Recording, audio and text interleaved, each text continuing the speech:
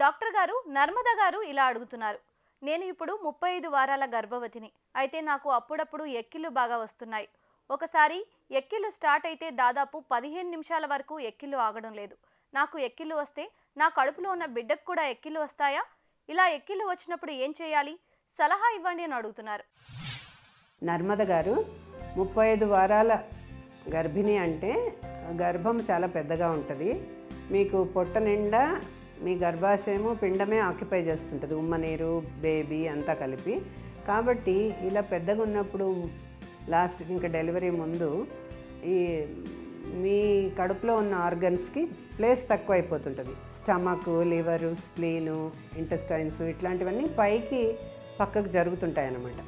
పొట్టలో యూట్రస్ పెరుగుతున్న కొద్దీ ఈ అవయవాలన్నీ పైకి ప్రెషరైజ్ అయ్యి పక్కకు పైకి అడ్జస్ట్ అవుతుంటాయి రిబ్స్ కింద పొట్టలు. కాబట్టి మీరు ఈ ఎక్కిళ్ళు రావడము అబ్నార్మల్ ఏం కాదు. గర్భిణి 3 నెలల్లో ఇది కామన్ ఎక్కిళ్ళు రావడము. మీకు ఎక్కిళ్ళు వచ్చినప్పుడల్లా మీ పాపాయికి ఏం ఎక్కిళ్ళు రావు.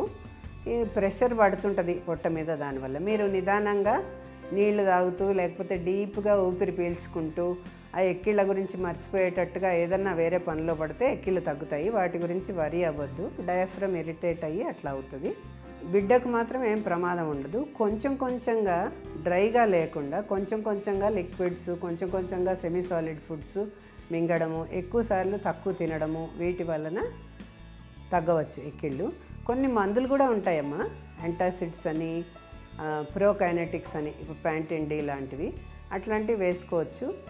పెరినామ్ అట్లాంటివి డాక్టర్ దగ్గరికి వెళ్ళి మందులు వాళ్ళు చెప్పినట్టుగా టెంపరీగా వాడాలి. దానివలన మీకేం ఇబ్బంది ఉండదు, తర్వాత తగ్గిపోతాయి.